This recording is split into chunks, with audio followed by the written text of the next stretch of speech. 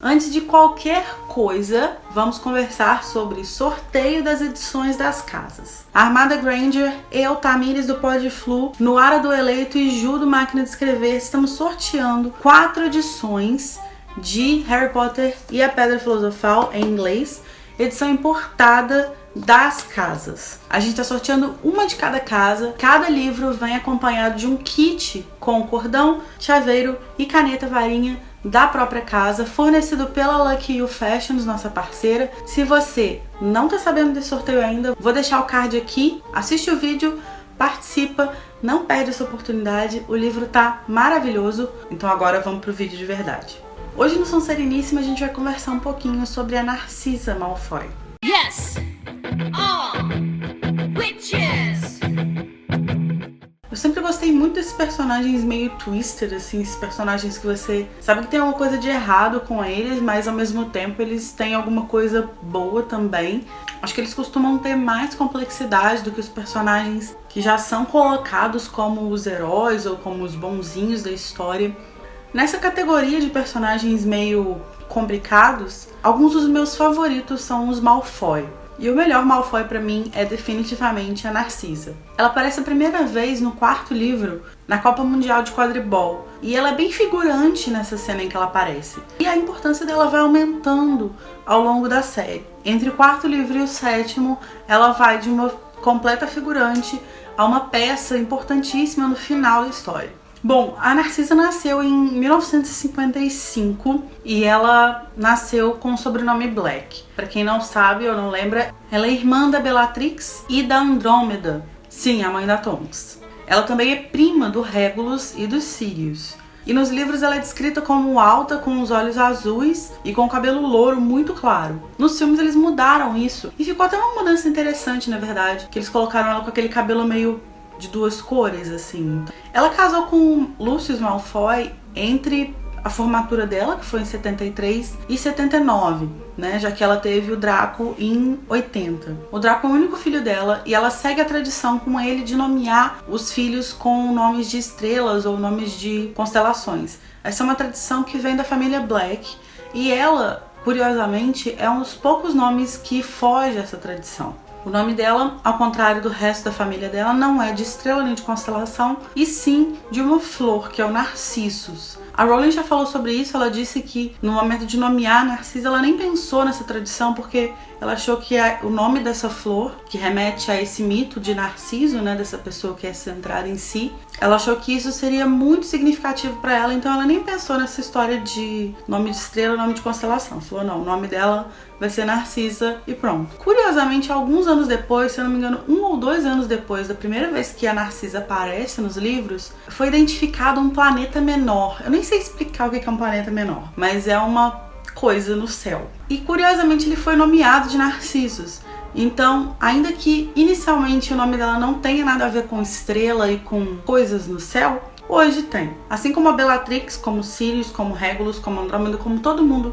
que veio de uma família tradicional bruxa, ela foi criada na ideologia de pureza de sangue. Então ela foi ensinada desde sempre que os bruxos puros sangues eram superiores não só aos bruxos mestiços, mas principalmente aos nascidos trouxas e também aos trouxas em si. O casamento dela com Lucius, assim como todos os outros casamentos das famílias puro sangue, é um casamento arranjado. As famílias tradicionais, elas colocam seus filhos em contato e fazem eles se casarem entre si para manter a pureza de sangue e também para garantir que eles vão casar não só com um bruxo puro sangue, mas com um bruxo tradicional e de uma família rica, esse tipo de coisa. Então, aparentemente, a Narcissa não tem nenhum questionamento, não problematiza em nenhum momento essa ideologia. Ela segue ela de boas, inclusive passa pro filho na criação dele.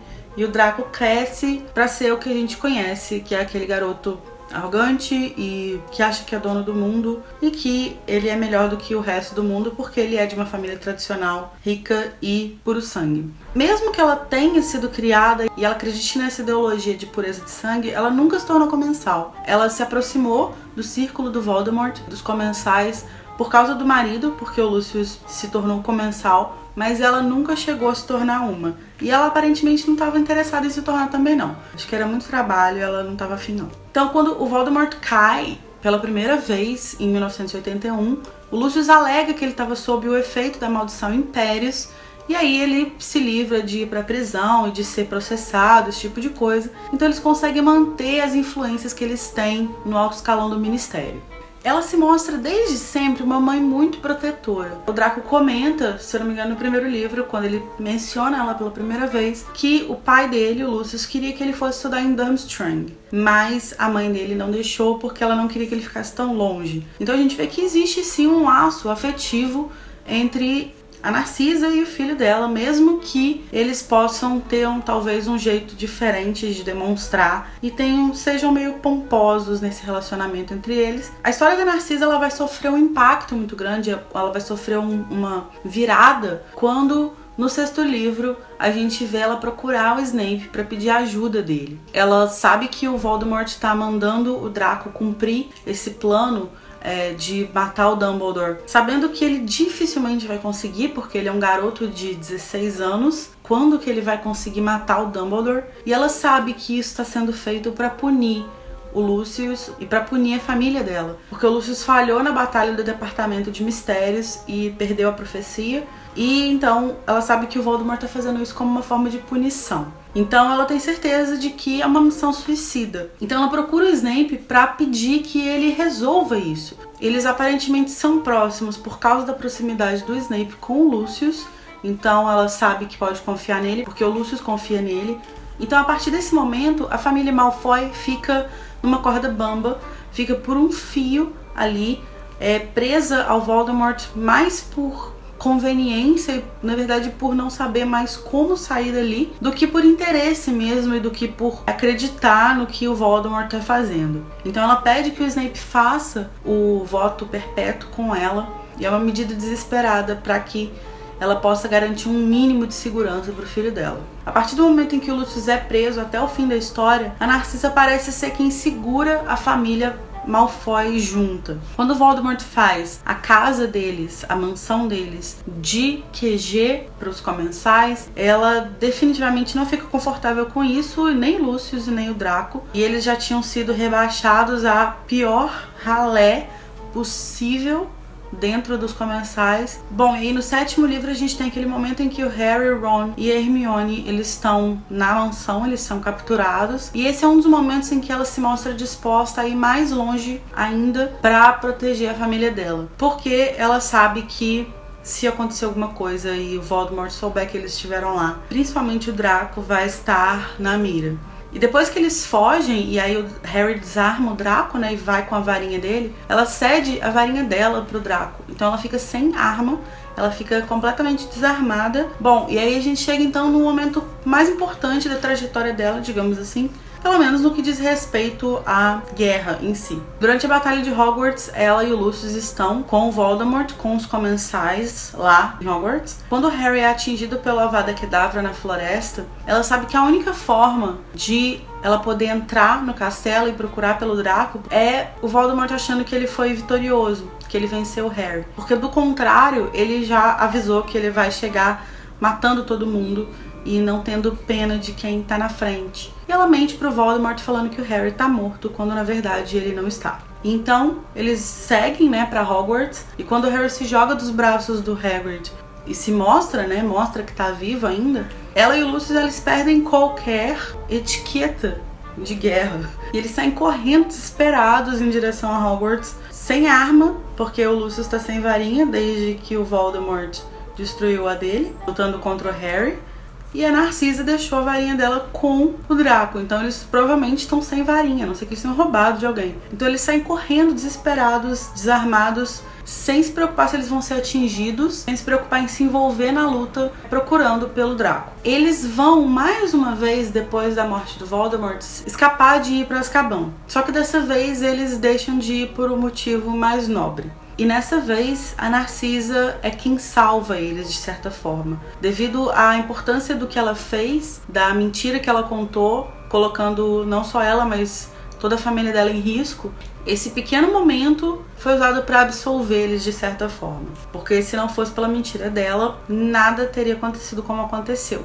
O que a gente sabe sobre a Narcisa depois da Batalha de Hogwarts é bem pouco. A gente sabe por textos do Pottermore que ela nunca abandonou de fato a ideologia da pureza de sangue, ela continuou acreditando nisso, então ela continuou achando que as famílias puras de sangue são mais importantes do que as outras, tanto que ela se opôs ao casamento do Draco com a Astoria. A Astoria, ela é puro sangue, mas também como Draco, ela passou por um momento meio traumático ali, nessa vivência com os comensais, então ela, assim como o Draco, eles são mais abertos do que a geração anterior da família deles.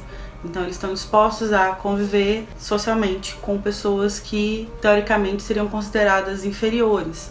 Então a Narcisa se opôs ao casamento deles, justamente por isso, mas não deu certo, o Draco casou mesmo assim. A gente não tem mais nenhuma notícia dela depois disso. Embora suponha-se que ela tenha morrido entre a batalha e os dias de hoje, porque em determinado momento de Cursed Child, o Draco diz que os Corpos é a única família que ele tem. A Narcisa dos filmes, ela é completamente diferente da Narcisa dos livros. O Pottermore coincidentemente lançou essa semana um texto sobre a Narcisa e uma árvore genealógica da família Malfoy. Então eu vou deixar aqui um retrato da família Malfoy que mostra como que ela é de acordo com os livros, né? Nos filmes, além de terem mudado a aparência dela, eles mudaram muito a forma como ela lida. Então, aquela cena do voto perpétuo, quando ela procura o Snape, no livro ela tá destruída. Ela tá no chão, desesperada, ela chora, ela soluça, ela agarra o Snape pela gola, assim, dá uma sacudidela nele. Ela tá desesperada. E nos filmes ela é bem mais contida. Você vê que ela tá abalada, mas ela é contida. Eu acho que tem dois relacionamentos muito interessantes no que diz respeito a Narcisa que são válidos da gente pensar. O primeiro é com as irmãs dela, né? Ela tem as duas irmãs, Andrômeda e a Bellatrix. O relacionamento dela com a Andrômeda a gente sabe que não é forte porque elas pararam de se falar assim que a Andrômeda começou a se relacionar com o Ted. E a gente não tem nenhuma indicação de que elas voltaram a se falar, mas como ela continua defendendo a ideologia da pureza de sangue, muito provavelmente não retomaram nenhum tipo de relacionamento. O relacionamento dela com a Bellatrix aparentemente tem alguma força, pelo menos antes da Bellatrix ser presa, existia alguma ligação entre elas. Mas a partir do momento que a Bellatrix aparece e ela sai de Azkaban, a gente vê que elas nunca estão à vontade. A Bellatrix, na verdade, ela tá à vontade onde ela estiver, porque ela faz a casa dela onde for, né? Mas a Narcisa nunca parece estar completamente à vontade com a Bellatrix, insistindo para que a Narcisa se sinta honrada. Então elas discordam muito, porque a Narcisa não se sente honrada, ela sabe que o filho dela tá sendo punido. Então elas brigam muito.